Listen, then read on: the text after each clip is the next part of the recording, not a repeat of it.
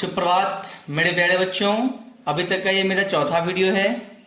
इससे पहले हम लट लकार और लोट लकार में अनुवाद कैसे बनाते हैं वो देख चुके हैं। आज हम लंग लकार पे अनुवाद कैसे बनाएंगे ये देखेंगे। लंग लकार का मतलब होता है भूतकाल अर्थात पास्ट की बातें। इसका पहचान था, थे, थी या फिर या यही होता है।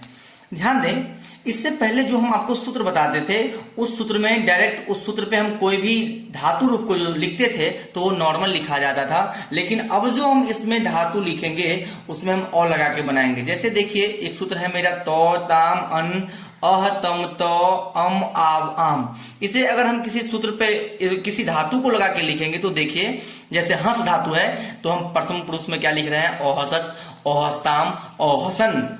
मध्यम पुरुष में लिख रहे हैं ओहसह, ओहस्तम, ओहसत, और उत्तम पुरुष में लिख रहे हैं ओहसम, ओहसाब, ओहसाम। लेकिन इससे पहले जो लोट लकार या लट लकार, इस दोनों में जो हम कोई भी धातु को बना के लिखते थे तो उसमें हमको ओ नहीं लगाना पड़ता है। चूंकि ये पास्ट की बातें हैं इसलिए इसमें हम ओ लगा के बनाएंगे।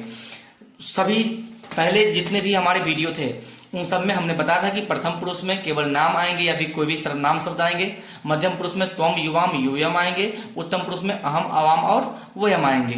ध्यान दें, मतलब इन सबों में से कोई भी, मतलब ये अहम हो या अवाम हो या वयम हो, इन तीनों में से अगर कोई भी चीज सेंटेंस में दिखे तो हम उत्तम पुरुष में उसको समझेंगे।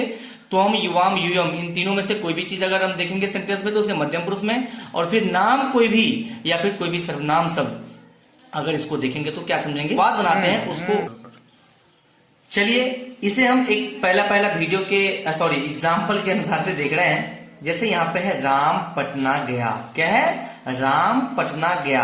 अब राम पटना गया, यहाँ पे गया को देख के मुझे क्या लग रहा है कि राम पटना गया मतलब ये बात पहले की है, मतलब पास्ट की है, तो हम समझ जाएंगे कि ये लंग लकार में है। और इसे हम कैसे बनाएंगे, राम चूंकि ये कर्ता है तो कर्ता हमेशा क्या होता है, कर्ता हमेशा क्या होता है, प्रथम पुरुष में होता है, और मतलब प्रथमा विभक्ति में होता है। ठीक है, तो यहाँ पे राम के लिए हम क्या बनाएंगे, राम। और पटना, पटना गया मतलब पटना को गया, मतलब ये क्या है, इसमें द्वितीय विभक्ति की बात हो रही है, मतलब ये कर्म कारक की बात हो रही है ना, तो ये किसमें होते हैं, द्वितीय विभक्ति में होते हैं। इसलिए यहाँ पे हम क्या देंगे, पाटलिपुत्रम, मतलब पटना को। इसके बाद यहाँ पे गया है, मतलब इसका एक्चुअल क्रिया क्या बनेगा, जाना। अब जाना का क्या होता है, गच्छ, गच्छ का मतलब जाना होता है, लेकिन ये पास्ट की बात है इसलिए हम और लगा के बनाएंगे तो हो गया क्या। लेकिन सबसे पहले हमको एक चीज और देखना है कि ये राम है प्रथम पुरुष एक वचन में, और देखें यहाँ पे प्रथम पुरुष एक वचन में क्या है, इसका सूत्र तो है। क्या है, तो यहाँ पे गच्छ तो है, हम इसको पूरे क्या बनाएंगे, औगच्छत। क्या बनाएंगे, औगच्छत। अतः राम पटना गया, इसका पूरे अनुवाद क्या बन गया, राम पाटलिपुत्रम औगच्छत। कोई दिक्कत नहीं। अब आगे देखें सेकंड में, ये तो हो गई प्रथम पुरुष एक वचन की बात। अब प्रथम पुरुष का द्विवचन का एग्जांपल देखिए। जैसे है वे दोनों पुस्तक पढ़े। क्या, वे दोनों पुस्तक पढ़े। पढ़े का मतलब क्या कि वो बहुत पहले पढ़ चुके हैं, है ना, तो ये भी पास्ट की ही बात है। तो देखिए वे दोनों, इसमें क्या है, करता है, इसके लिए क्या बनते हैं बाबू, इसके लिए बनते हैं तो, संस्कृत क्या बनते हैं, तो। पुस्तक का क्या बनेगा, पुस्तकम, है ना। और ये दोनों है, मतलब कर्ता जिस पुरुष और वचन में हो, मुझे क्रिया को उसी पुरुष उसी वचन में डालना है। ये प्रथम पुरुष द्विवचन है, तो प्रथम पुरुष द्विवचन के लिए क्या है, सूत्र ताम। तो यहाँ पे पठ का मतलब होता है पढ़ना, और लगाएंगे पहले, तो यहाँ पे पूरे क्या कर लेंगे, ओ पठताम। अतः वे दोनों पुस्तक पढ़े, इसका संस्कृत क्या बन गया, तो पुस्तकम और पठताम। कोई दिक्कत की बात नहीं। अब आइए प्रथम पुरुष बहुवचन का देखते हैं। प्रथम पुरुष बहुवचन में देखिए हमने सेंटेंस लिया है, वे लोग पुस्तक पढ़े। मतलब क्या, वे लोग पुस्तक बहुत पहले पढ़ लिए। तो वे लोग हमारे सेंटेंस में क्या है, करता है, इसके लिए हम संस्कृत बना रहे हैं ते, है ना। पुस्तक के लिए पुस्तकम, और पठ का मतलब पढ़ना। फिर वही बात प्रथम पुरुष बहुवचन का हम डायरेक्ट क्या देखेंगे, सूत्र देखेंगे। यहाँ पे लगा हुआ है अन, इसलिए हम यहाँ पे क्या दे दिए, अपठन। अतः वे लोग पुस्तक पढ़े, इसका संस्कृत क्या बन गया, ते पुस्तकम अपठन। कोई दिक्कत की बात नहीं है। चलिए बहुत बहुत धन्यवाद। आइए अब हम मध्यम पुरुष एक वचन को लेके हैं। तो यहाँ पे दिया हुआ है तुमने व्याकरण पढ़ा। अब ध्यान दें, यहाँ पे अगर हम लिखते कि तुम व्याकरण पढ़ा तो मेरा सेंटेंस गलती हो जाएगा, इसलिए हमने यहाँ पे लिखा कि तुमने व्याकरण पढ़ा।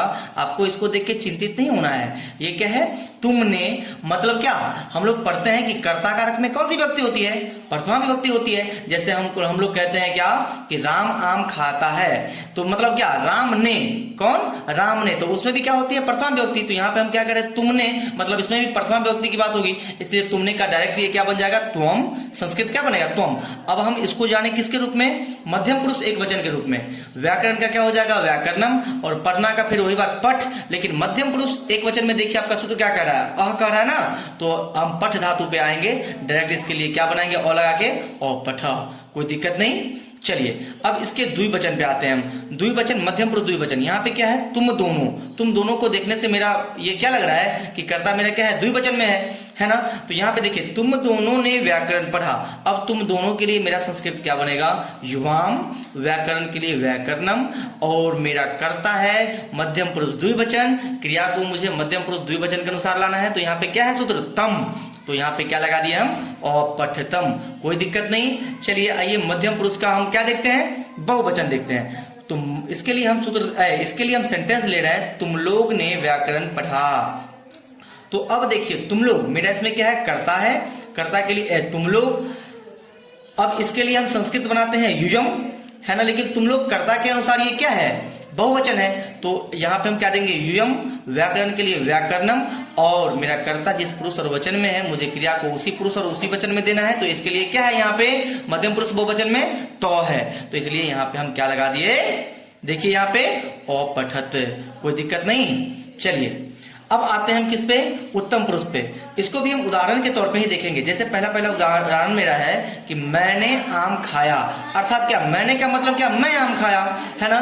तो यहाँ पे मैं के लिए संस्कृत क्या बन रहा है, क्या बन रहा है, अहम, लेकिन हमने इसको जाना किसके रूप में, उत्तम पुरुष एक वचन के रूप में। तो इसके लिए हम क्या देख रहे हैं, अहम, आम्रम, और खाद का मतलब होता है खाना, और लगा के मुझे बताना है, लेकिन ये है क्या, उत्तम पुरुष का एक वचन, तो इसमें क्या है सूत्र, इसका अम, इसलिए हम यहाँ पे क्या लिखे, अखादम, अतः मैंने आम खाया का संस्कृत क्या बन गया, अहम, आम्रम, अखादम, कोई दिक्कत नहीं।